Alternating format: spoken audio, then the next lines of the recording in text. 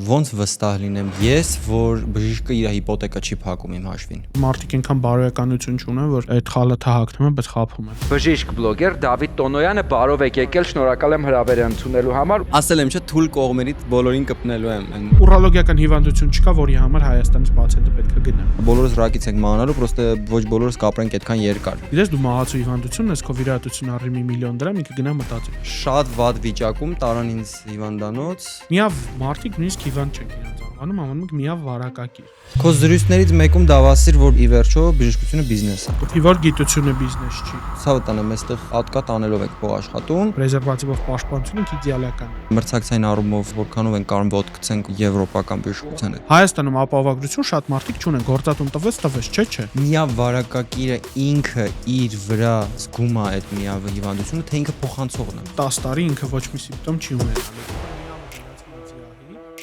Ուզում ես բացում անես։ Դավ գիտես որտեղից եմ եկել։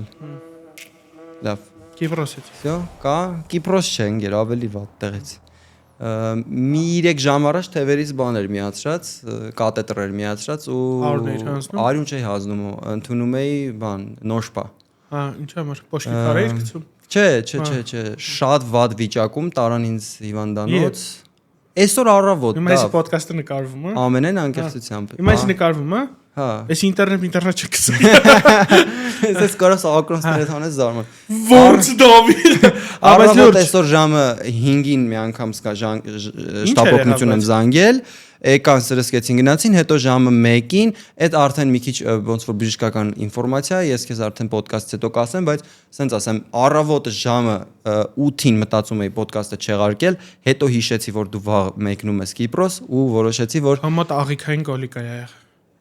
Թավ, ինչի ես ուզում անպայման մեր հարաբերությունները չէ։ Ինգեր իմ մասնագիտությունը Շերլոկ Հոլմսի մասնագիտության նման է։ Ինքը սիրում է բացահայտ գոլիկան որն է, գոլիկա, երբ որ աղիքներում լիքը գազ է հավաքվում, դա աղիքային սպաստիկ ցավեր է առաջ։ Չէ, ավելի վատ բաներ տավ։ Քար չէր գցում։ Չէ։ Եթե ես իմամ դու քար ես գցել ու գնացել ես ուրիշ տեղ Չէ։ Երևանի էի գնացել, ավելի չի չէի գնացել, ինձ տարել էին։ Այո։ Բախի չզանգ, ես ինչի համար եմ ստեղծված։ Ես իմ ընկերության սկորի պոմոշն եմ։ Հա, Դու հələ որ այդ ցուցակում կա, ասել չեմ ջնջել։ Իմ կարծիքով ես երևի այդպես վախեցա, որ կարող պրոբլեմը вообще ուրոլոգիական չի։ Չէ, ուրոլոգիան կապ չունի, բայց հիմա լավ ես։ Հիմա լավ եմ, բայց մի հատ ոդկասթից հետո կխոսենք։ Արի մի հատ սկսենք, 10,000 կոնսուլտացիա։ Բան փողովա չէ ոնց որ ասում են։ Եվ խոսելու ենք այսօր բժշկությունից, իմ հյուրն է Դավիթը, ողջույն Դավիթ ջան։ Պրիվետ նորից։ Դավ ջան, գրքիցդ ինչ կա։ Ուրա։ Չէ։ Ուրեմն շատ դարեր առաջ ին Հայաստանում ես որոշեցի մի գիրք գրեմ։ Ասել եմ, չէ, թույլ կողմերից բոլորին կպնելու եմ։ Հա, ես իրան գրում եմ, գիտես ոնց, գրում եմ, ասում եմ, չէ, դե լավ, սրանց չի լինի։ Գնաս ջնջում եմ այդ սախ ֆայլերը, դնում եմ երկրորդ բան, 2 գլուխ գրում եմ, ջան, կայֆա, հետո ադելի ավելի։ Ու տենց էլի։ Ու ամենախնդալումն է, որ դու այդ շրջանում անընդհատ ինձ զանգում ես, ասում ես, դավ, այս ինչ բանն է մտածել փոխեմ գրքի մեջ։ Դու քանի որ փորձառու ես, մի հատ կասես, այս պահը ոնց է լինում, ասում եմ, հա, օքեյ է, բան, հետո անցնում եմ մոտավորապես մի 2 շաբաթ ու նորից այդ նույն հարցով զանգում ես, բայց ուրիշ բան փոխած։ Հասկանում ես, չէ՞ որ մի օր այդպես տանջամահեղած գիրքը կարող է շեդևրալ լինել։ Ինձ թվում է կամ ինքը պետքա լինի շեդևր, կամ ինքը չի լինելու երբեք ու դու անընդհատ զանգելու ես ճշտը։ Հետո չեմ հասցնում, գիտես, հասցնելու բան կա։ Այս մեր անտեր մասնագիտությունը կամ տերով մասնագիտությունը, ոչ չգիտեմ ոնց ասեմ։ Ինքը բռնաուտի մեծ տոկոս է առաջացնում աշխատողների մոտ, դու որպես HR մասնագետ ծանոթ ես բռնաուտին ու բժիշկների մոտ ու նամանավան չգիտեմ թե ԱՄՆ-ում հետազոտություն կար ամենաշատ ուրոլոգների մոտ այդ բռնաուտն լինում դու մեկ-մեկ գործից գալիս ես տուն ու ոչ մի բան չես ուզում անես անգամ դու ունես օր ես ունենում որ չես ուզում բառ փոխանակես որովհետև դու այդ օրը մի 30 հոգու հետ խոսացել ես, իրանց խնդիրները լսել ես, վերցրել ես քո վրա, այդ խնդիրների լուծումը, մարդ եկել է, ասել է, «Բարև ձեզ, ես ունեմ խնդրեմ, լուծի»։ Թողեց քո վրա այդ խնդիրը ու գնաց։ Դու դրանով ապրում ես, ու տենց շաբաթը 5 օր։ Ու տենց տարբեր մարդիկ, տարբեր խնդիրներով։ Ու էդի մեկ-մեկ այնպես ծանր նստում ա ուսերիդ, երբ որ գալիս ես դու տուն, գրքի չես, այնց ինչ որ այսենց ընկնում ես ու ասում ես ինձ այսօր ձեռ չտակ ուղղակի այդ բռնաուտն է ու զգացել եմ որ ինքը շատանում է օրորի բժիշկների Կոմոդ կուտակվում է։ Հա, կուտակվում է, որովհետեւ ավելի պետքա պաուզաներ շատ լինի, այսինքն հանգիստ շատ կազմակերպի վաղվա պրոսը որ սպոնտան ես միշտ 2 շաբաթում որոշեցի դրա բաների մեկն է։ Դա իսկ ո՞նց է ընդհանրապես կազմակերպում քո կյանքը, որովհետև գործ ու կյանք կոմոդ, այնց ինչ թվում է բաժանում չկա, կոմոդ քո ամբողջ էությունն ու բրենդը կառուցվում է եւ քո մասնագիտության եւ քո մարդ տեսակի, որովհետեւ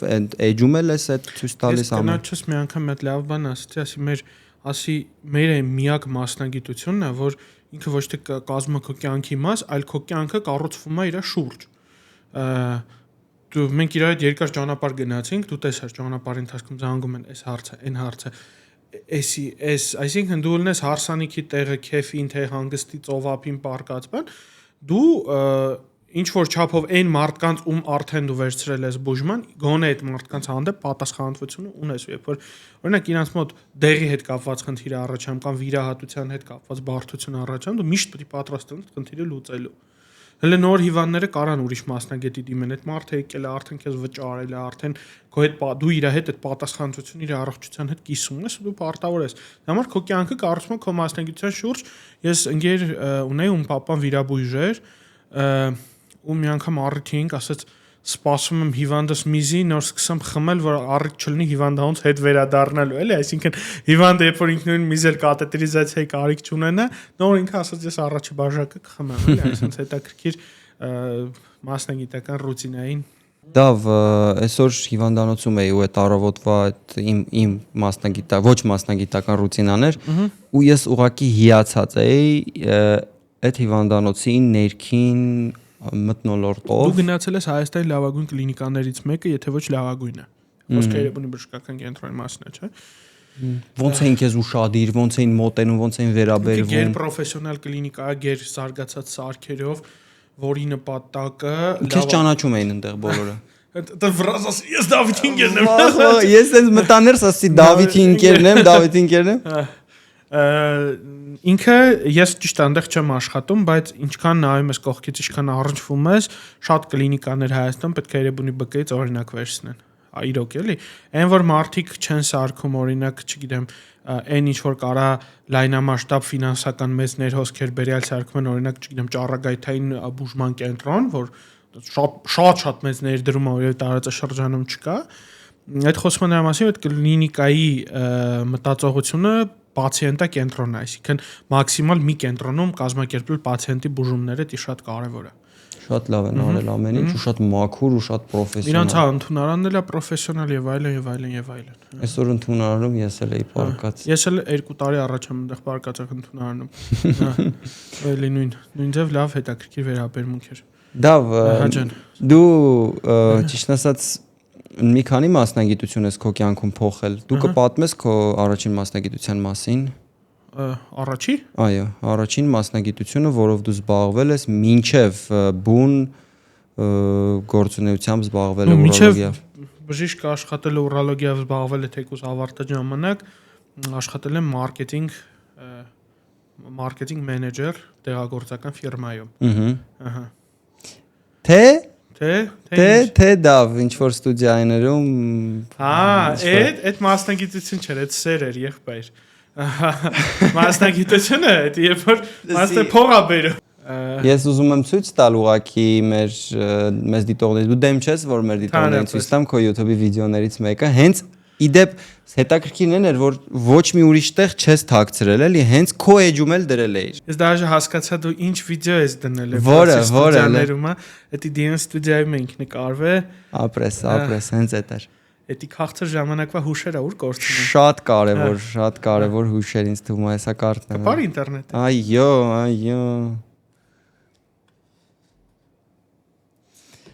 Դավ, ես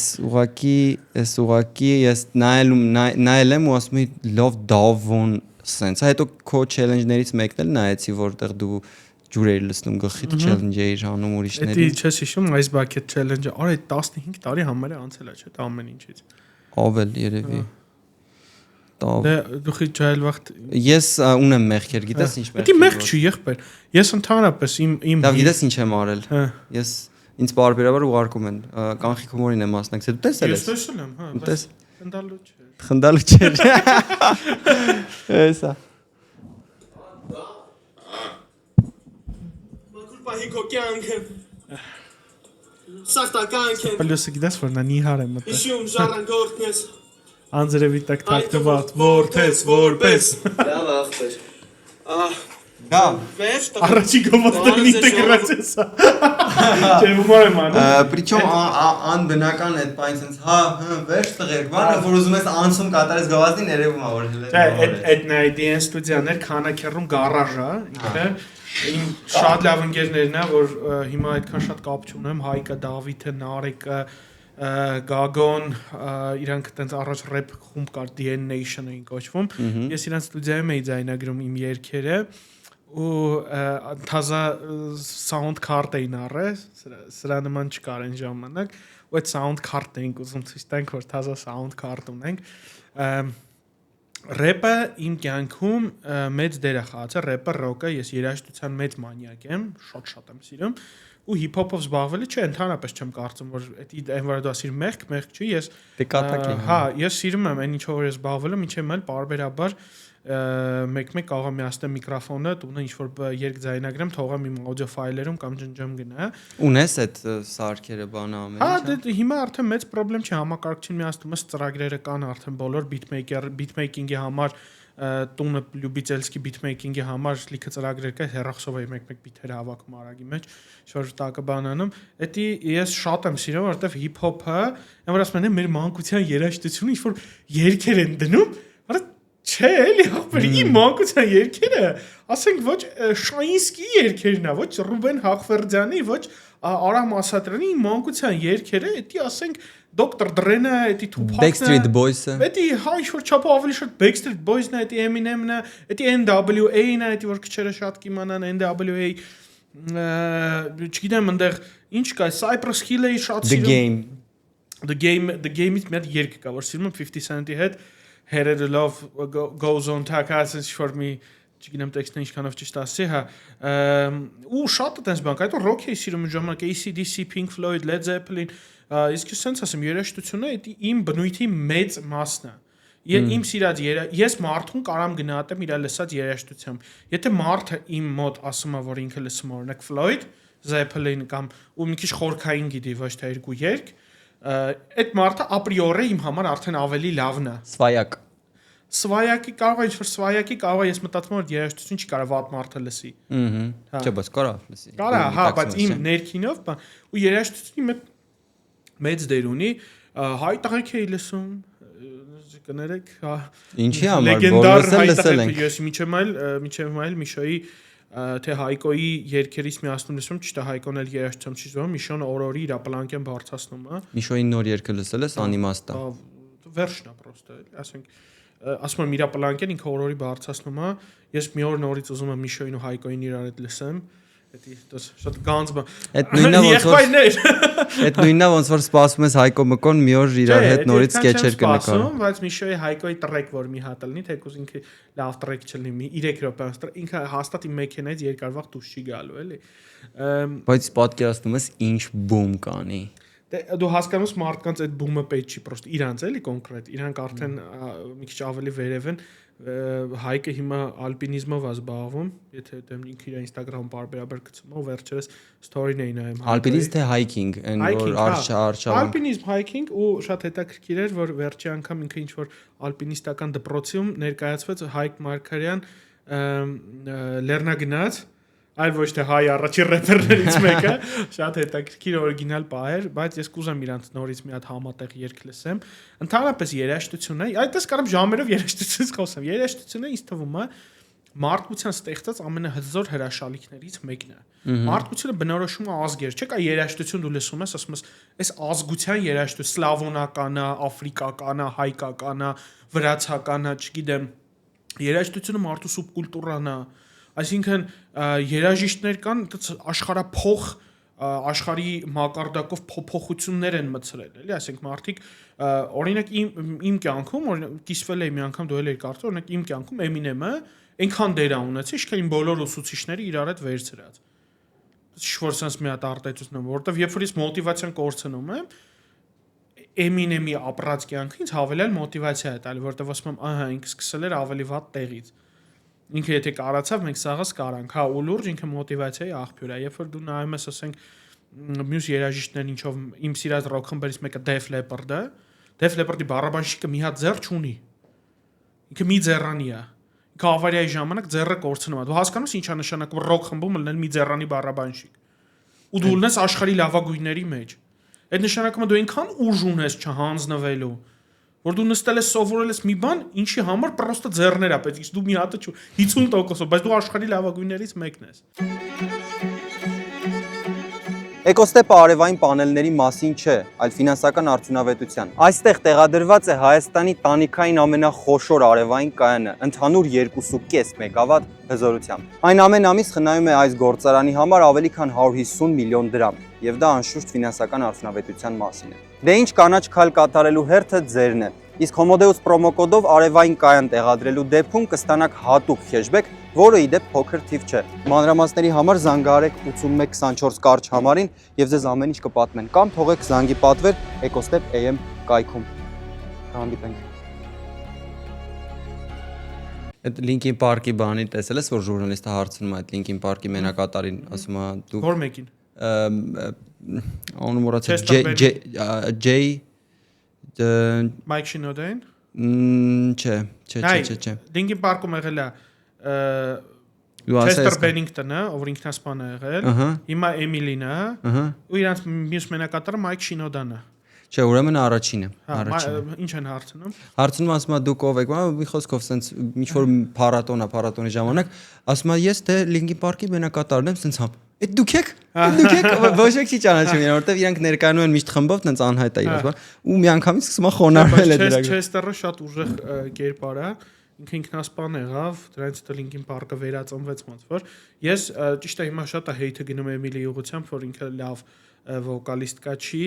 ես այդ հեյթը չեմ ընդունում, որտեվ ինքը Linkin Park-ը պետք է լինի, Chester-ը չկա, օքեյ, բայց նոր երգեր պետք է գրվեն ու իրանք նոր ալբոմը վատը չի լսվում է։ Իմ սիրած խմբերից մեկն է, էլի մանկական խմբերից մեկն է, Linkin Park-ը, ու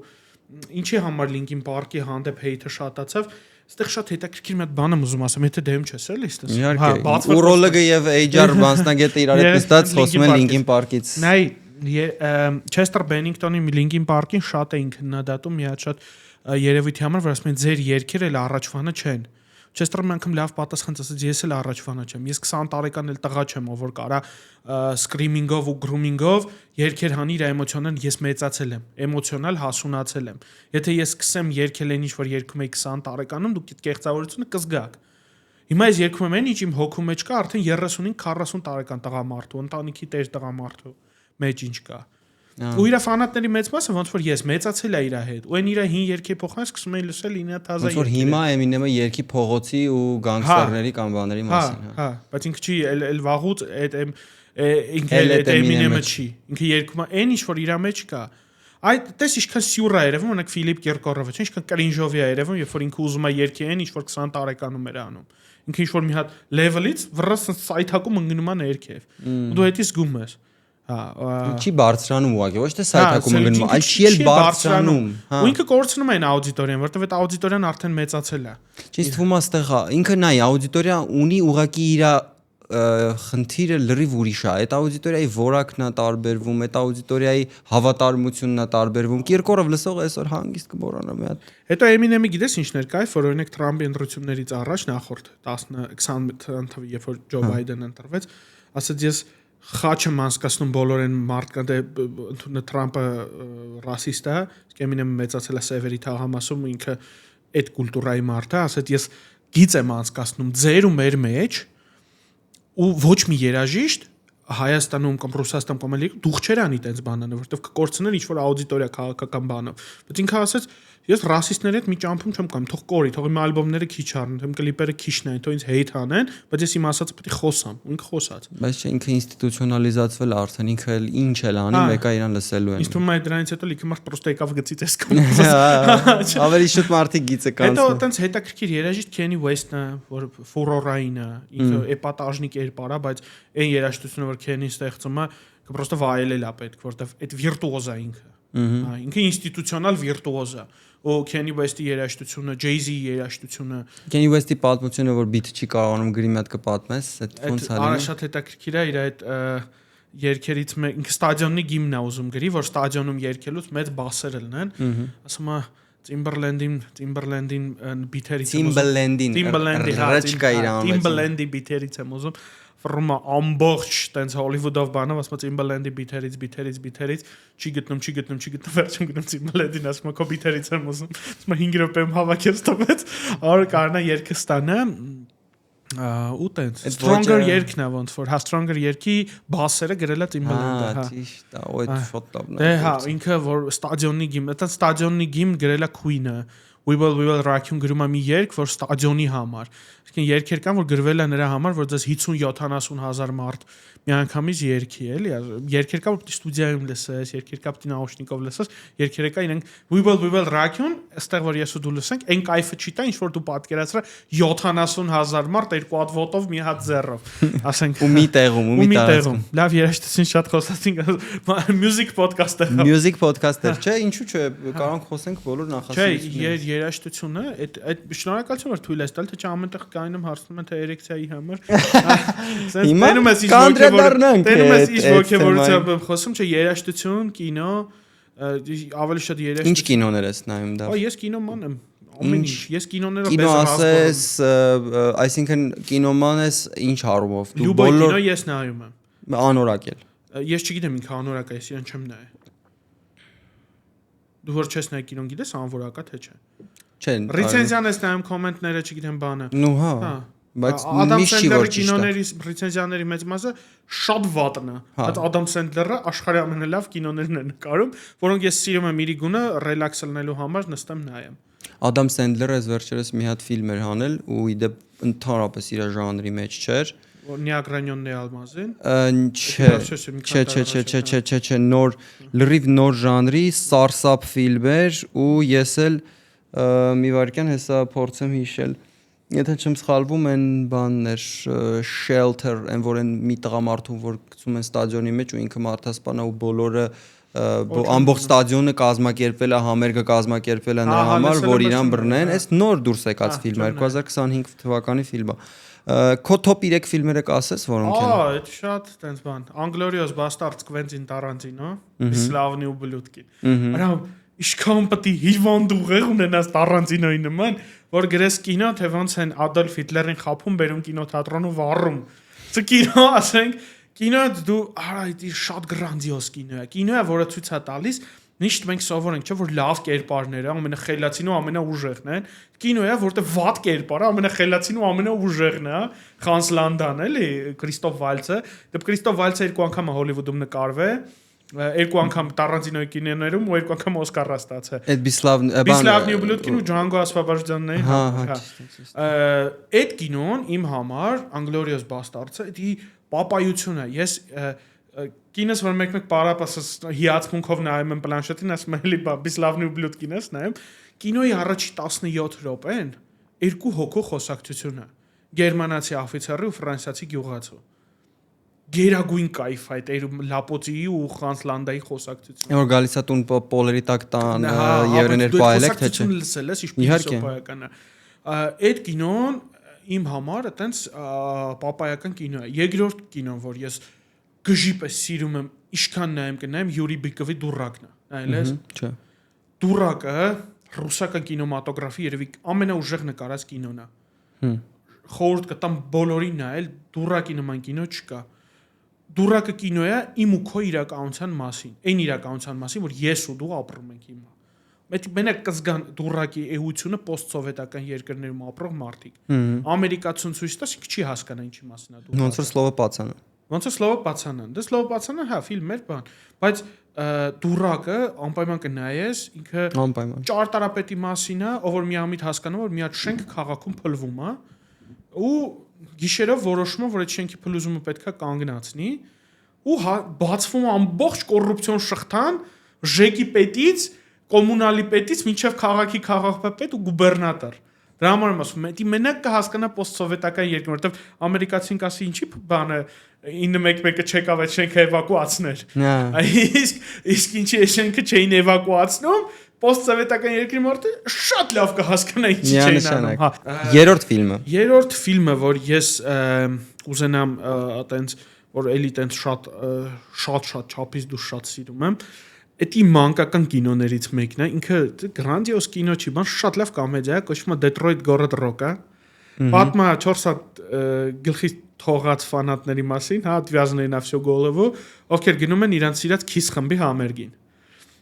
Ծանոթ սցենար։ Հա, Տոմսեր են ուզում ճանեն բան, որ գնան Detroit, Kiss-ը երգ ունի, չէ, Detroit Gored Rock-ը, Detroit Rock City, ու իրեն գնում են Detroit Rock City այդ համերգը լսելու, շատ լավ կոմեդիա է, որտեղ ես շատ խնդում եմ, անչափ շատ սիրում եմ Звездные войны սերիաները լրիվ, շատ Star Wars-ի համար էդի բանը, սիրում եմ Lord of Rings-ը, շատ եմ սիրում, շատ սիրում եմ Guy Ritchie կինոները, շատ չափից դու շատ сիրում եմ։ Սիրում ես «Омерзительная восьмерка» Guy Ritchie։ Омерзительный Տարանտինոին է։ Տարանտինոն է դա։ Հա, ես մի քանի անգամ նայել եմ այդ ֆիլմը ճիշտ։ Շատ սիրում եմ Великолепный семерка Акира Куросавայի Սեմ Սամուրայևի հիման վրա նկարած։ Սեմ Սամուրայևը, կստати, նայել ես, ես իմ մոտ նշել եմ, որ նայել եմ։ Հա, ինքը բավական կլասիկա է, որ պետք է անպայման։ Իր հիման վրա այդ բանն է, էլի Великолепный семерка-ն է, որտեղ Քրիս Պրատն էլ է խաղում, շատ լավն է, Դենզել Վաշինգտոնի հետ։ Հետո շատ գժիպը սիրում եմ Մարտին Սկորսեզեի գրեթե բոլոր կինոները։ Չգիտեմ, իր բան Սլավնիե Պարնին, այն հինը 80-ականների նայել ես։ Չէ։ Պապայությունը, թե կինոն Ռեյլի Էլիոտանը խաղում է, չէ, հետո իռլանդացին եմ իր շատ սիրում ես Թազեկից։ Նայել եմ։ Հա, Irishman-ը 3.5 ժամ։ Այս իր վերջի ֆիլմը вообще շատ ուժեղ էր, այդտեղ Убийца цветочной луны։ Հա։ Էլի ծանր կինո է 3.5 ժամ տևը, հա, Դիկապրիոն գերոզանցեր պրոստը խաղում էր աստվածային այդ տղեն։ Վիժվշից հետո չեմ նայել Դիկապրիոից։ Չէ, Վիժվշինի ամենաբան կինոներից մեկն է։ Ես դրա համար եմ սիրում Դիկապրիոյի դերը այդ կինոյում, ոնց է ինքը խաղում քյալ չարվատ մարդու դեր, բայց որը շատ է սիրում իր կնգան։ Գտեց հոյակապա կա, այդ ճոգումս քեզ ասում եմ դու շատ վատ մարդ ես։ Դու քո կնգան դանդաղ սպանում ես։ Դու փող ես շատ սիրում, բայց դու քո կնգան սիրում ես։ Ու դու դա պիտի խաղաս, ու ինքը դա հոյակապ էլի դրա տակից դուրս եկավ, տեղ է երևում էլի մարդկանց դերասանների վեհությունը։ Հետո որ կինոյում որ կա Դենիել Դե Լյուիսը իմ համար էդի դրանք պապա կինոներ են, էդի Նեֆտնա, էդի էլի Մարտին Սկորսեզեի բանդը Նյու Յորքանը,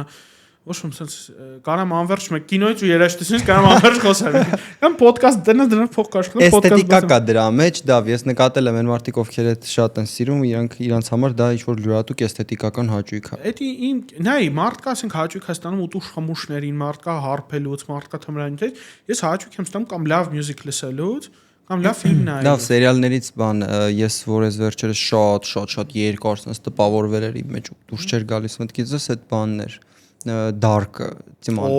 Շատ լավ։ Ես տենց բարձ սցենար երբեք չէի տեսել։ Իր առաջի սեզոնի վերջում ես որ կինոն միշտ գուշակում ես ինչ անում, որ իմացա այն երեխեն այն մեծ մարդն է։ Օրս գիտես ոնց է սառը։ Այսենց այն որ sense սառում ես, ասում ես Շելուրջ։ Բա որ երրորդ սեզոնը ես երրորդն եմ քանի անգամ ես նայել այդ սերիալը։ 2 անգամ ես էլ երկրորդ անգամ երբ հասա երրորդ սեզոն, երկրորդ անգամից նոր հասկացա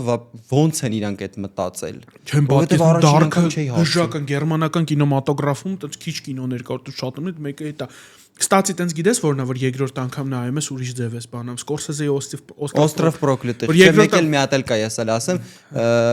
Кривые линии Бога, իսպանական դետեկտիվը։ Մի հատ կինա որ գնում է բան գժանոց ու իրան ասում են որ նայ ֆիլմը սկսում է նրանից որ դիալոգ է տնորենի ու մի հատ մասնագետի միջև գժանոցի տնորենը հոկեբուժանի տնորենը ասում են ձեր մոտ հեսա բերելու են կին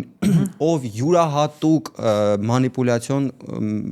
հմտություններ ունի ու կարող է ինքը այնքան լավ խափի ձեզ որ ինքը անձամբ հավատա որ իր սուտը ճիշտ է ու հետո գալիս է ու հետո մի այլ կադրում ցույց է տալիս կին ոնց են այդ կնոջը մոտենում խնդրում որ գնա այդ հոկեբուժարան ու այնտեղ դետեկտիվ որպես հետաքննի ու այդ կինը գնում է հոկեբուժարան ու դու ամբողջ ֆիլմը փորձում ես գուշակել մինչև ամենավերջին վարկյանը բառացիորեն ամենավերջին վարկյանին ես դու իմանում ով էր ու դու ամենավերջին մինչև վարկյանը ֆիլմի փորձում ես գուշակել լավ էս կինը հիմա իրոք հոկեական շեղում ունի թե ինքը եկել է իրոք բան դետեկտիվ որպես որպես։ Prokletici երկրորդ անգամը որ նայում ես, գիտես չի հետաքրքիր կադրեր ես նկատում։ Ես հա, Օրինակ այն որ որ այդ ինքը մեն պոիսկների ախրանիկները քար են տաշում, որտեվ գիտեմ որ գլխավոր դերասանը գիժա, ասենք կամ չգիտեմ այնտեղ եթե ձեզ սպոյլեր եմ անում կներեք այդ կինո 10 տարեկան է դուք պետք է արդեն նայած եք։ իհարկե պետք է նայել այդ գոնը։ Հետո ասենք բուժքույրերի բաների պահվածքը որ ցույց է տալիս որ սա խաղ են խաղում, բայց դու առաջի անգամ նայելուց չես հասկանում։ Դու ես ֆիլմը նայելուց հետո երբ որ հավանում ես իր անպայման обзорները նայում Չբոուի обзорն եմ ես քեզ բան։ Օ դա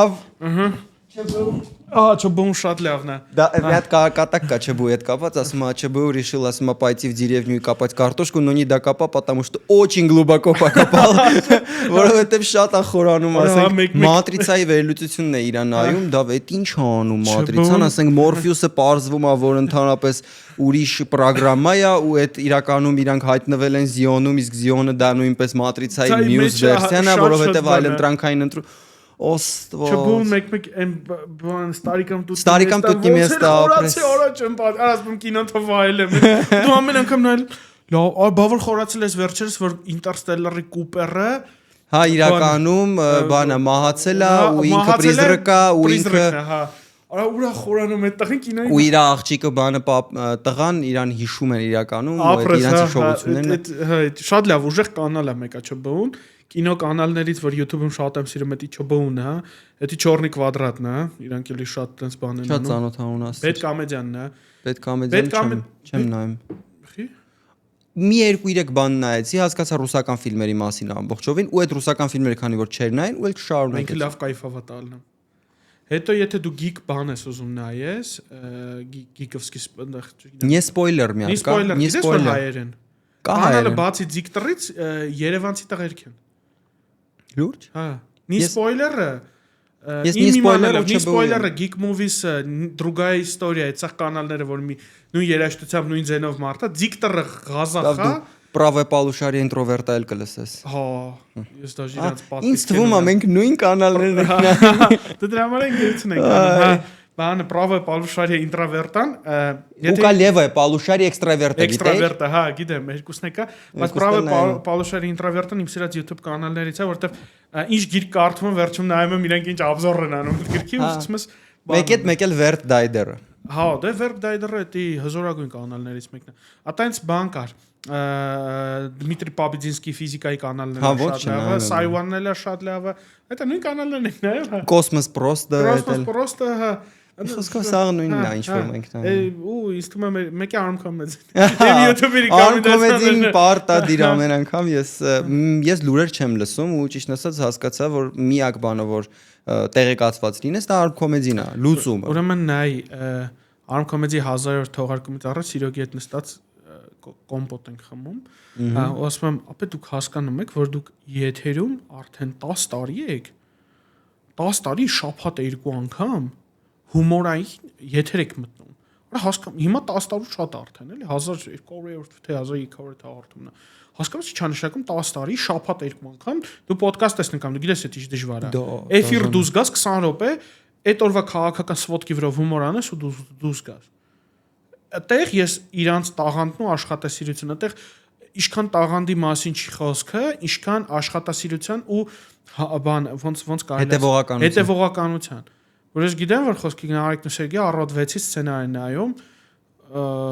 որ կանան այդ օրվա լուրերի հետևից հասցնեն։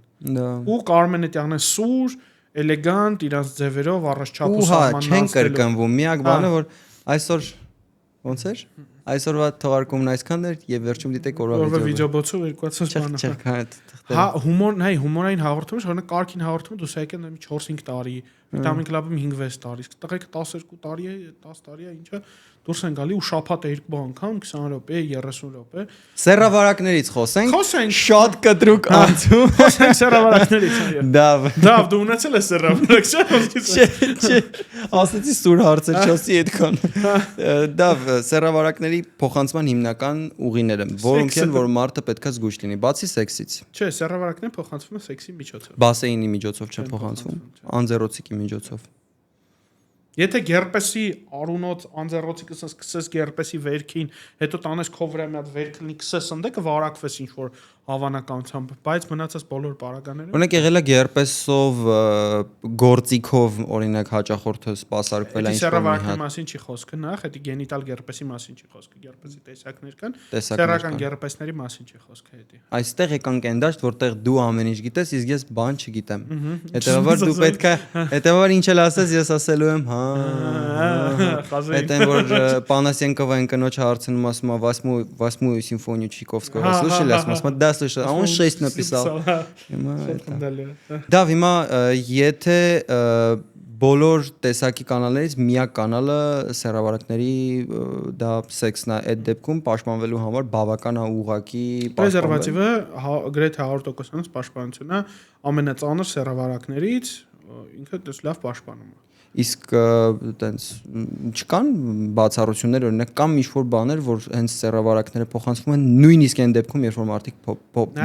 պաշտպանվում Եթե են։ սեռավարակի, օրինակ սիֆիլիսի շանկերները մարմնի այլ մասերում են առաջացել, այդ ճանապարհով, թեկուզ սեռական հակտի ժամանակապումներով, թեկուզ սեռական օրգանի կողքերով կամ բաներով կարա փոխանցվի, բայց եթե բուն վագինալ ու սերմնահեղուկի փոխանակման միջոցով պետքա սեռավարակը փոխանցվի,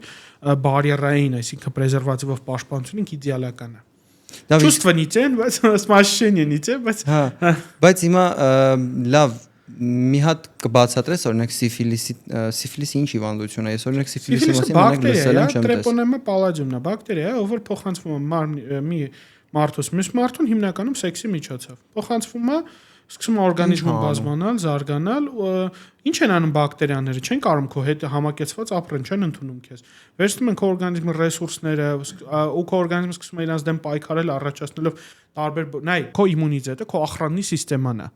Ոնց է ինչ որ շենք մեկը մտնում է, ախրանի սիստեմը սկսում է բանանալ, չէ՞, կրակել վրան, ագրաժդենիաներ ստեղծել բան։ Հիմա երբ որ քո օրգանիզմը մտնում է որևէ վիրուս կամ բակտերիա, ինքը ագրաժդենիա է ստեղծում։ Սկզբից կարող է ունենալ ջերմության բարձրացում, հիվանդություն, օրգանիզմը ուզենա ջերմություն բարձրացնել միջոցով այդ բակտերիան վերացնի։ Երկրորդը կարա ստեղծի վերքային մակերես, որի կողքը հետո կառաջանա, ասենք, փակ տարածություն, որտեղից բակտերիան կուզենա սահմանափակել։ Քո օրգանիզմն է անում։ Էդի, այսինքն ինքը օրգանիզմն հենց անում, որ այդ բակտերիան կենտրոնանա մի տեղում, որ չտարածվի, հա։ Այնտեղ շատ բարդ սիստեմա։ Հետո օրգանիզմը կարա դրա դեմ առաջացնի, ասենք, տեղային այտուց։ Ուռումա, չէ՞, ինչի համար ալնում, որ այդ բակտերիան սահմանափակի ինֆեկցիային։ Արտադրությունը ստեղծում է, արտադրության միջոցով դուրս հանի։ Այսինքն ռեակցիան քո օրգանիզմինն է։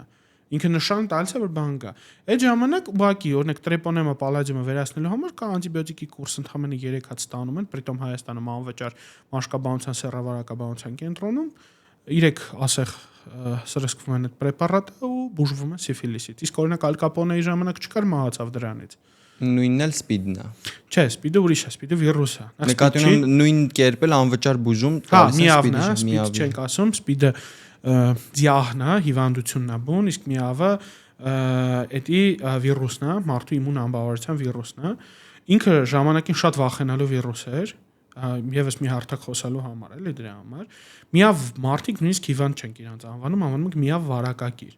Մարդիկ ովքեր միավ ունեն, իրենք միավ վարակակիր մարդիկ են ու հիմա բուժումները հասել են այն աստիճանի, որ ընդհանրապես տարին մի սրսկումով հիվանդությունը լավ ուժեղ նահանջ է ապրում։ Ընդհանրապես եթե դուք ունենում եք չպաշտպանված ռեգուլար սեռական կյանք, միավի թեստավորում անցեք 6 ամիսը մեկ։ Միավ վարակակիրը ինքը իր վրա զգում է այդ միավը հիվանդությունը, թե ինքը փոխանցողն է։ 8-ից 10 տարի ինքը ոչ մի սիմպտոմ չի ունենալու։ Երբ որ միավը վերածվում է ձիահի, այսինքն սկսում է քո իմունիտետը սպանել, քո բանակը վերացնել, քո ախրաննի սիստեման, ժամանակ դու արդեն սկսում ես կողքից ինչ հիվանդություն կա վերցնել ու իրանց դեմ պայքարելու միջոց քո օրգանիզմը էլ չունի։ Այնտեղ սկսում են ուռուցքները առաջանալ, տարբեր վիրուսային բակտերիալ ինֆեկցիաներ, թոքաբորբեր բան, ու մարդը վերջում մահանում է։ Բայց հիմա միավի վարակը ճնշելու համար գոյություն ունեն շատ հոյակապ պրեպարատներ, ով կարողանում են այդ հարցը լուծել։ Դրա համար միավ վարակակիրը ամբողջ կյանքի ընթացքում կարող մնա միավ վարակակիր, նույնիսկ հասնում են կնենց աստիճանի, որ նույնիսկ արյան մեջ չի հայտնաբերվում բակտերիա վիրուսը։ Այնքան քիչ քանակի է հասնում։ Ուղղակի պետք է հետաքրքիր մի բան էլ ասեմ, եթե դուք ունեցել եք չպաշտպանված սեռական կապ ու վստահ չեք դիմացինը միավ վարակակիր է թե չէ կամ գիտեք որ միավ վարակակիր է, օրինակ պրեզերվատիվը պատրվել է, առաջի 72 ժամում դուք կարաք միավ կենտրոնում ստանաք անվճար դեղորայք, որը նույնիսկ չի թողի այդ վիրուսը ձեր օրգանիզմում զարգանա, ինքը կէլիմինացվի ու դուք չեք ունենա միավ։ Բժշկությունը հիմա շատ տարբեր կոնսպիրոլոգիչնի թեորիաներ կան, որ ինչի համար օրինակ ռակի հիվանդությունը մենք հիմա չենք բուժում, եւ այլն, բայց իհարկե ես այդ ամեն ինչից արդեն անցել եմ այդ этаպը եւ արդեն գիտեմ ինչի մենք չենք կարողանում ռակը բուժել եւ այլն, բայց հիմա հարցը դրանով չի։ Մենք կարող ենք իրան բուժենք։ Հա, հենց այդ է, ես դե բնականաբար վերջնականապես չենք բուժում։ Մի հատ լավ արտահայտություն կա, բոլորս ռակից ենք մահանալու, պրոստը ոչ բոլորս կապրենք այդքան երկար։ Բացատրեմ ինչի, բայց որովհետեւ օրգանիզմը ի վերջո նախնական ստադիաներում Հայաստանի Հանրապետության տարածքում մենք գրեթե ուրոլոգիայի տեսանկյունից ասեմ, բոլոր նոր առաջացող քաղցկեղները, այսինքն առաջի, երկրորդ ստադիա, երրորդ ստադիա, մենք կարողանում ենք իրանց 100%-անոց բուժել։ Դե, հա, բայց դե ուղեղի, թոքերի ու մնացած կարողանում են բուժել։ Բայց մարդուն, ծխող մարդուն, երբ որ դու ասում ես, եթե դու 15 տարի ավել ծխում ես, դու ունես թոքերի քաղցկեղի ռիսկ, պետքա քիչ ճառագայթմամբ ռենտգեն հետազոտություն անցնես տարին գոնե մի անգամ։ Ինքը կասի ինչի՞ սա պետք։ Ոչ հազում եմ, ոչ բան, բայց չհասկանամ, որ այդ ստադիայում քաղցկեղը կարելի է լավ բուժել ու այդ ստադիայում ինքը գանգատներ չի առաջացնում։ Հա, ընդհանրապես 20000 դրամանոց հետազոտությունը տարին մի անգամ կարա ցույց տա կա ռիսկ թե չէ։ Դե լավ, ռենտգեն, ֆլուորոգրաֆիա գոնե լավ։ Քո զրույցներից մեկում դավասիր, որ բիզնես է, ի վերջո բժշկությունը բիզնես է։ Այո։ Դու հենց այդ պրիզմայով ես նայում, որ ինքը որպես գիտություն չի, այլ որպես բիզնես է դարձել։ Թե գիտությունը բիզնես չի։ Բժիշկներն ասում են, որ ովքեր բաժանորդագրված են հոմոդեուս ալիքին, 90% դեպքերում չեն վարակվում սեռական հիվանդություններով։ Իսկ նրանք, ովքեր լայք են դնում ու մեկնաբանություններ են գրում, ընդհանրապես չեն վարակվում ոչ մի տեսակ հիվանդություններով։ Տարածեք եւ մեկնաբանություններում գրեք ձեր կարծիքը թողարկման մասին, եւ մենք վերադառնանք հետաքրքիր զրույցին։ Լավ հարցեր։ Իրականում ընդհանրապես կա տենց հետաքրքիր թեորիա։ Եթե բիզնես նպատակներ չկան, ինքը ձախողված է։ Այնց եմ ասում։ Դայ բիզնես մեր ազգի մեջ ախր մցրած է, որ բիզնես է, շատ վատ բան է։ Բիզնեսմենները իրանք վատ բաներ են, բայց նայ, դու բացում ես հիվանդանոց, Homodeus Medical Center, տնօրենն է Դավիթ Մեժլումյանն է։ Բերում ես երրորդ սերնդի ինչ որ նոր սարքավորում։ Երրորդ սերնդի նոր սարքավորումը արժի գումար։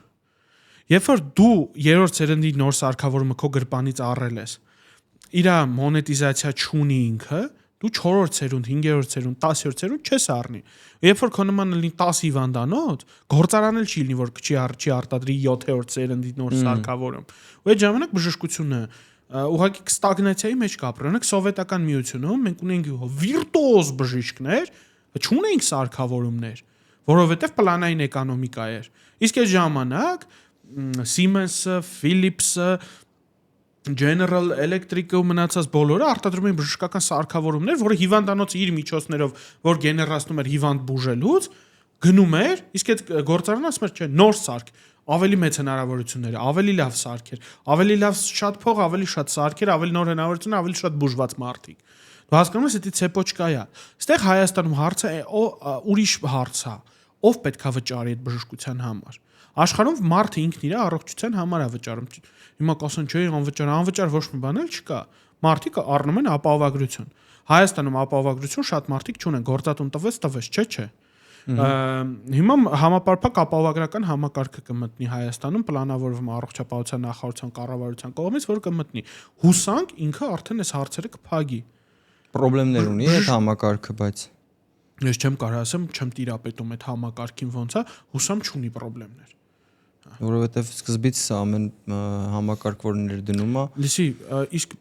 ավելի լավ չի մի հատ սայթակ ընկնենք համակարգներ դրվի։ Բան չասեցի։ Ավելի լավ է մի քիչ դժվար լինի թե մեր թե պացիենտի թե ռեգիստրատուրայի թե նախարարության թե կառավարության համար, մի քիչ դժվարության մեջով սաղովյանցնենք, բայց այս համակարգը ներդրվի։ Դե ինչպես ասում են, լավին լավը, վատին վատը, ես այդ համակարգը։ Եթե այս օրինակ հիմա ներդրվեց օնկոհիվանդների վիրահատությունների համակարգը անվճար։ Այսինքն Հայաստանում քաղցկեղով հիվանդները վիրահատվում են անվճար։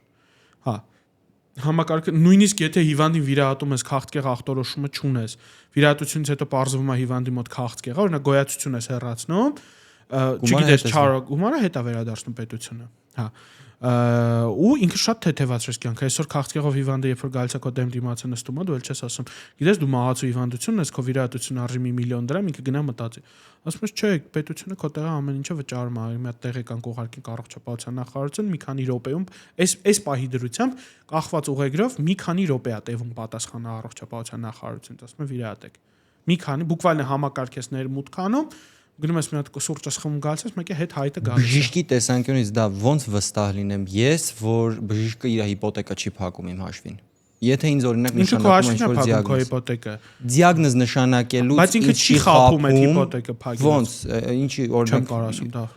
Ինչի ես վստահ որ չի խափում։ Ես չեմ կարող ասում այդ հարցը։ Դու պրոստը վստահ ես։ Ես չեմ խափում։ Դու չես խափում, բայց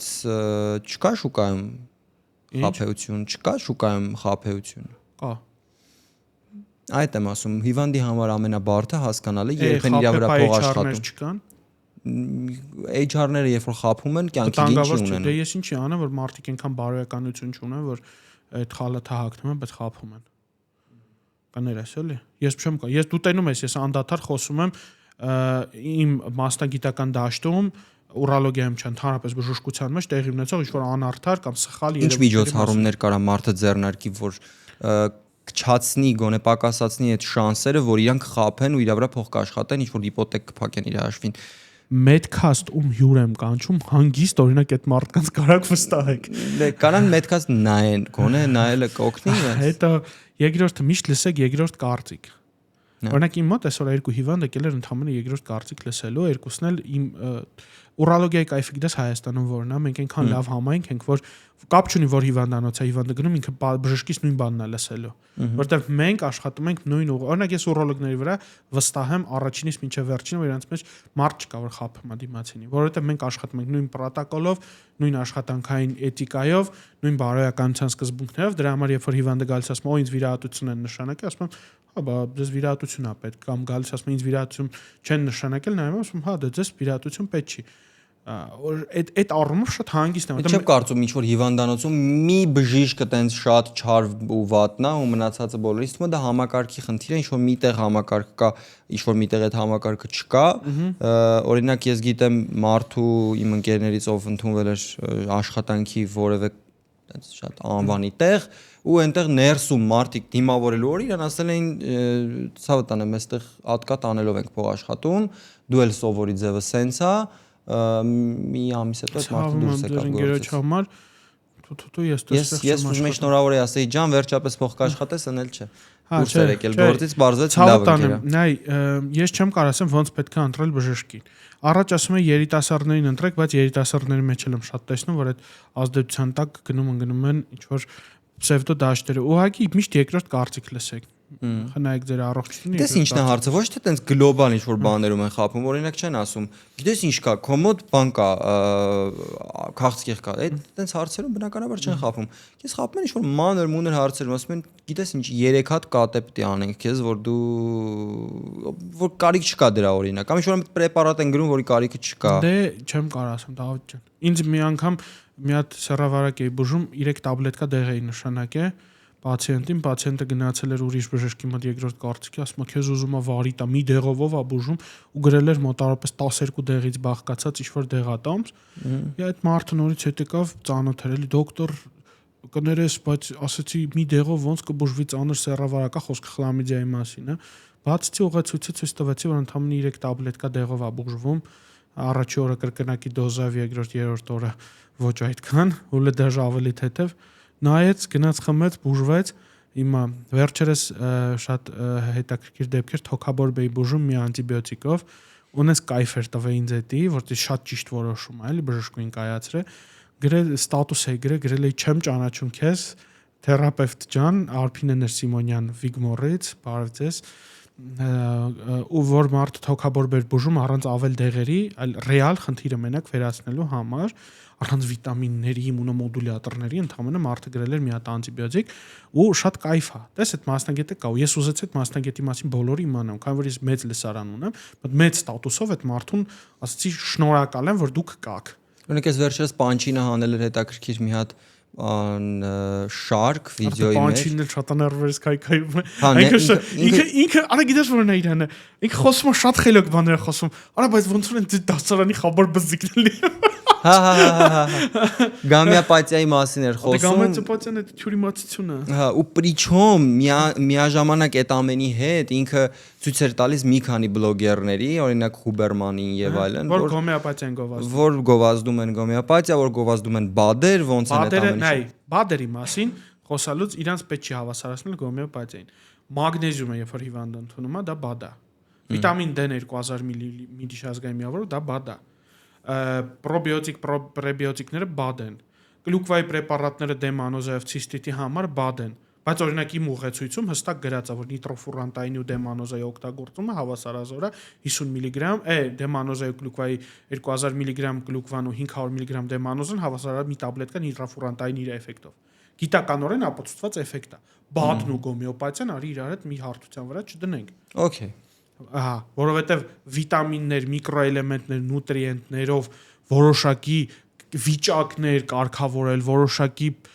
ճղճղացող աթոռի տակ ինչ որ բարձիկ դնել պետք է։ Այն պարզ լեզվով կբացատրես հոմեոպաթիան ինչա մեր լսողների համար։ Հոմեոպաթիան շատ ծանոթ չեմ, իրանք ինչ որ դեղը բացում են, դոզան քչացնում են, չգիտեմ, ինչ որ էֆեկտ ստանալու համար։ Պլյուս դրան որ քո տարածքի հետ է կապված այդ դեղը, որ դու որտեղ որ ապրում ես, հենց այդտեղից պետքա վերցնել։ Մի խոսքով sense մի հատ պատմություն է շատ խառը։ Հա, ինքը շատ բան շուկա է ու մեր երկրում ցավոք իրանք այտենց չէ, կառավարումը իդեալական է իրականացվում։ Կարող ավելի լավ լիներ, ավելի խիստ վերահսկում լիներ։ Մենք մրցակցային ենք, մրցակցային առումով որքանով են կարող ոտքցենք եվրոպական բժշկության։ Ուրոլոգիայում գրեթե 90%-ով։ Մենք մենակ ռոբոտ ասիստենտ ունենք մեր երկրում, Da Vinci։ Շուտով կունենանք, հա, ուսամ։ Մենք մենակ դրանով ենք հետ։ Մեր բոլոր ուրոլոգիական հիվանդություն չկա, որի համար Հայաստանից պացիենտը պետքա գնա։ Բոլորը Հայաստանում կատարվում է, բոլորը, ամեն ինչը։ Ու ավելի մատչելի։ Ու ավելի մատչելի։ Իսկ վերջերս Եվրոպայից պացիենտ էր դիմել,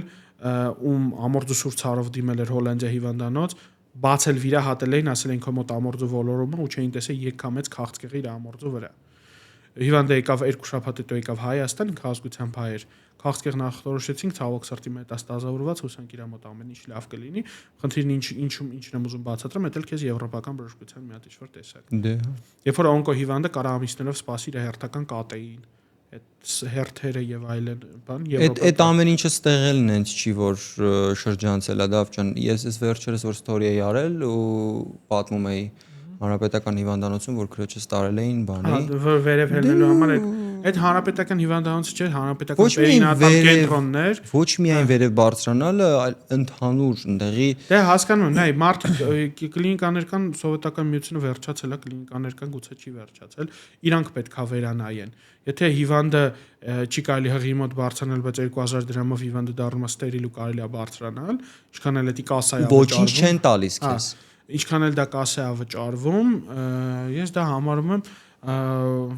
նու մարդը պետք է ընտրի, մյուս անգամ կլինիկա ընտրելուց պետք է ընտրի։ Այո, այդ բիզնես որոշումը, ուղղակի ամենացավալին էր, որ այդ բիզնես որոշումը մի պահ իրանք գցեցին, որ նախարարությունն է արել, որոշել Դե հիշում ես, քո գրառմանը շատ արագ առողջապահության նախարարությունը արձագանքեց ու ասաց, որ մասնավոր կլինիկաների հետ առողջապահության նախարարությունը նման որոշումների կապ չունի։ Այդի ցավալի է, որովհետև հիվանդան իսկ վատ հիվանդանոցները կներես, որ մտնես խանութ, ասես սոկերի բաժին գնալու համար պետք է 1000 դրամ տաս, չես մտնի, չէ՞ էլ այդ խանութ։ Հա, իհարկանում դա խանութը նույն պրինցիպն է ստե աշխատում, էլի։ Հա, բայց կարա խանութը որոշի, որ ինքը տենց է ուզում։ Հա, բայց մարդը կարա որոշ ուզում է գնա այդ խանութը, թե չէ։ Արժի այդ սոկերի բաժին մտնել, թե չէ։ Այո։ Գուցե այնտեղ նես մասնագետներ են աշխատում, որ հա ոչինչ, այս անհարմարություն է, բայց հոպ այնտեղ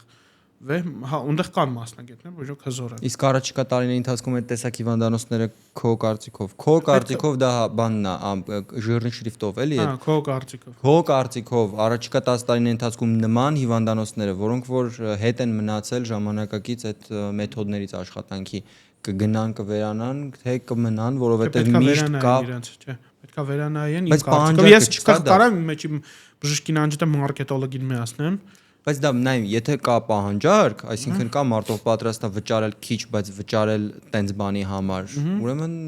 կմնան ինձ թվում է։ Դե կարող է մնան, կարող է չէ։ Հիմա տես մեր սերունդը չի տանում տենց բաներ։ Մեր պապաների սերունդը հեշտ է։ Մենք չենք հանդուրժում, ես էլ չեմ հանդուրժում, դու էլ չես հանդուրժում։ Դու էլ իմ նման չես հանդուրժում, կաշառքը չես հանդուրժում, տենց անիմաստ վճարումները չես հանդուրժում, քո համար դա նորմալ չի, քո համար նորմալ չի։ Կրկնվող հարսանիքները չեմ հանդուրժում։ Դա որն է։ Կրկնվող նույն հարսանիքները, որ միշտ ուտում ես ցեզր սալատ, նույն խորովածից ու նույն սկսում։ Բանը սկզբից հարսն ու փեսան գալիս են ներս, հաղորդավարը հայտարարում է մի փոքր երաժշտություն խորովածը բերին, սաղ անգիր ասում եմ, հետո խորովածը բերին, հետո սաղ հելնում եմ ապարելու, հետո քավոր կնոջ սա կարամ անգիր ասեմ որ ժամին ինչ անում 10-ին տորթը կդրին մինչև այդ երկրորդ գարաչին էլ գալ 10-ին տորթը կդրին հետո սա ծվրվան տնելով Հետո չէ տարոսիկները բան։ հա տարոսիկները բան ախր Նույնը բոլոր տեղերում նույնը ու ես երբ որ ինձ հրավիրում են ընկերներս հարսանիքի ամենայն հարգանքով բոլորիդ հանդեպ ամենայն հարգանքով ես կնգաս sense Մի արեք տենց ժամի 9-ին քելեք հետաքրքրացրեք հա ինչ որ բանը պարային համույթ հարսի պար պարային համույթը նույն պարն է Դա վերջներեսի Իսկ ինչ վերաբերում է հիվանդանոցներին երկու բան է պետք լավ մարքեթինգի թիմ դու չես կարա ամիսը ունենաս մի քանի միլիոնի, մի քանի տասնյակ միլիոնի եկամուտ ու կես միլիոնի մարքեթինգ լավ որակի վերահսկման թիմ, լավ որակի վերահսկման մակրություն վերահսկեն, աուդիտ այո ու պետքա հոգեբանական աջակցության թիմ պերսոնալի համար աշխատող, ներսում աշխատող բժիշկների, որտեվ նայ, օրինակ IT կամպանիայում IT-շնիկներ ունեն հոգեբան հասկանալի է, բայց որ բժիշկները չունեն, вообще հասկանալի։ Գիտես ինչի, նայ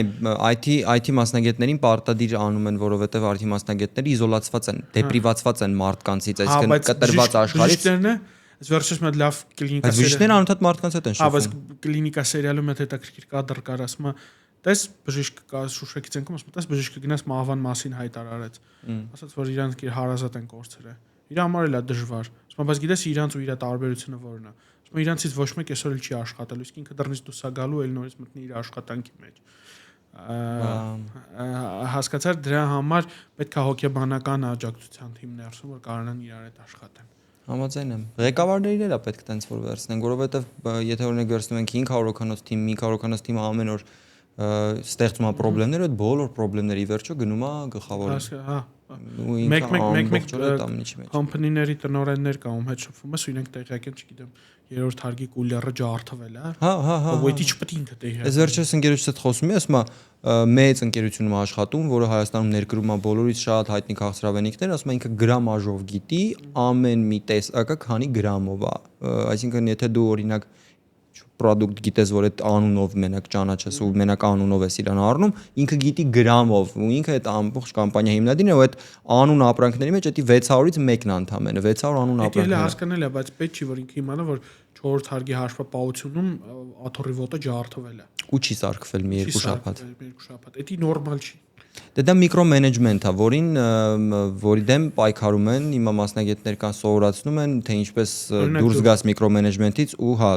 պատվիրակես են գործողությունները, բայց մի հատ կարևոր բան կա դա։ Էս էլ արդեն իմ մասնագիտականը ու ինչ ասեմ, պիտի ասես հա, որովհետև չգիտես։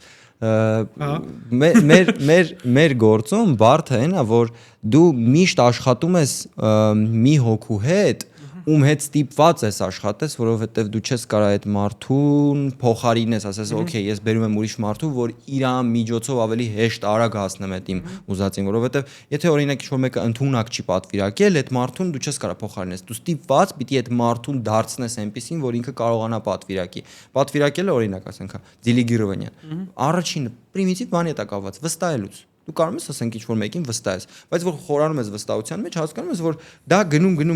կապնում է իր մանկությանը, որովհետև իրան փոքրուց ասենք ոչ մի բան չեն վստահել, կամ իրան երբ որ վստահել են, ինքը պրավալատվը պրավալին շատ խիստ են վերաբերվել ու ինքը հիմա ոչ մեկի չի վստահում, ամեն ինչ ինքն իր ձեռքերով անում, որովհետև ինքը պրավալների սովոր չի։ Բայց դա բերելու է իր բռնաուտը, իր կամպանիայի, այս հասկանում ես չէ որ ինքը հիվանդացավ։ Չէ, կներես, ինքը որ հիվանդացավ, կամպանիան կարող քանդվի։ Ինքը որ մահացավ, կամպանիան կքանդվի։ Համաձայն եմ, բայց ինքը ինչ որ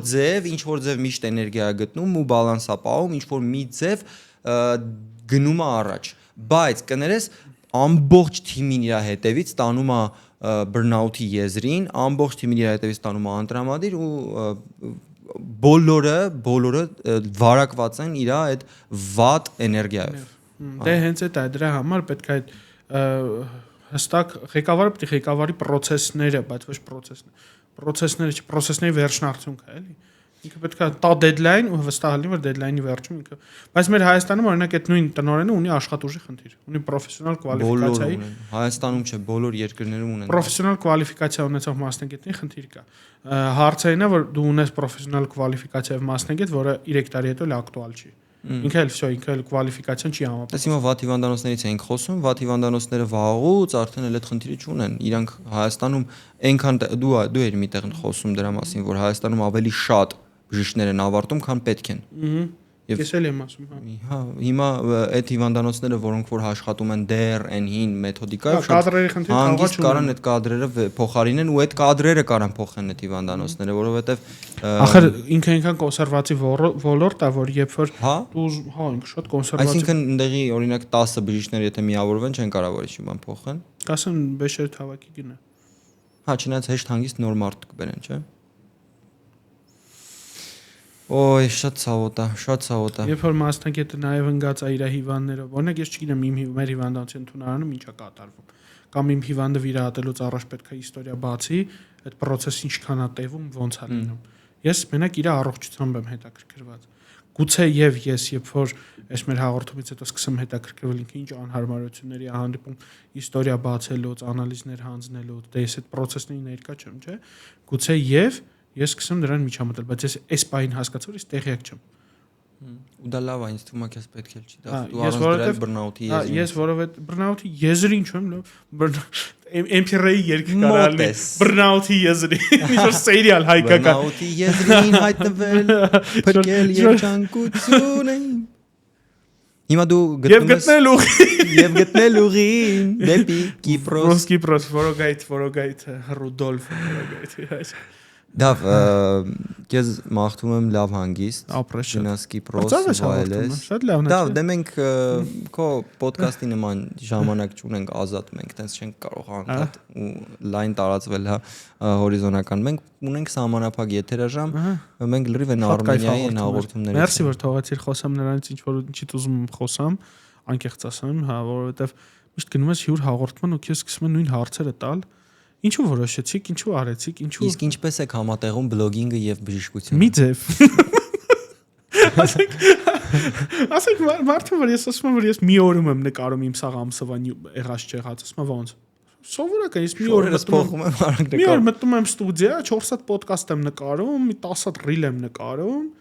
Տևում է, ասենք մի 5-6 ժամ, որից հետո ես պրոստ վեշերս հավաքում գնում եմ տուն, այդտեղ մեր թիմը աշխատում է, որ մնացածը պատրաստ լինի։ Դիլիգիրվենի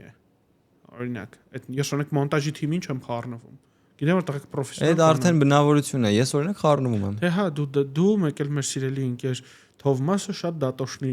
երեխաներեք ես գացեմ այդ էլ իրապելուց օրինակ դու կարքին բժիշկ կլինեք այդ դատոշնության մեջ այդ բնավորությունը լավ է չէ հա ինքը վատը չէ ուրիշ բառել կա դրան նկարագրող ռուսերեն էլի նուդիլա մուդիլա Դուշնիլա Չէ լավ Թոմը այդքան դուշնիլա չի դու էլ չէ Չէ Չէ պրոստը դուք շատ դատոշն եք դետալներին շատ ուշադիր եք Ես ու Թոմը որ համատեղ վիդեո ենք նկարում մի 2 տարի առաջ մենք համատեղ վիդեո շարք ունենք այդ ասում եմ ստից լույսը ինչի ասում եմ ես չէի ջոգե ասենք որ դե լույս կա լույսը ինչ որ տեղից ընկնում է բան հա դա երևի նաև իր մասնագիտականից պրոդյուսինգից է գալի քոննել երևի քո HR-ից է գալի ես գլոբալ ես որպես բժիշկ միշտ գլոբալ խնդրի վրա եմ կենտրոնում գլոբալ խնդիրը քաղցկեղն է անպատողությունն է չգիտեմ ինչն է այդ գլոբալ խնդիրն է կարող լավագույն թիմը այդ թիմն է որտեղ կան եւ քո տեսակի գլոբալ վերևից նայող եւ դետալներին ուշադրություն դարձնող եւ էմոցիաներ եւ ստեղծագործողներ եւ ռացիոնալներ այդ իդեալական թիմն է այն որ բոլոր տեղերում հավաքվում են լրիվ ռացիոնալներով ու ասում են հեսա մենք աշխարհը կփոխենք դա հնարավոր չի միանշանակ երբ որ Ստիվ Ջոբսի կողքը սաղ ռացիոնալ հավաքվեն ոչ մի բան չէ ստացվի մարդը առավոտից իրիկուն իրացիոնալ մտքեր էր արտահայտում որոնք վերջում դառան իրականություն Հոմոդեոսներ եթերում շնորհակալություն մյուս հաղորդմանը մեր բաժակների տակ կլինեն գեղեցիկ դրվածքներ որոնք մեզ կապահովի Կիպրոսից Դագդիրներ շնորհակալություն Դավ ջան քեզ լավ հանգիստ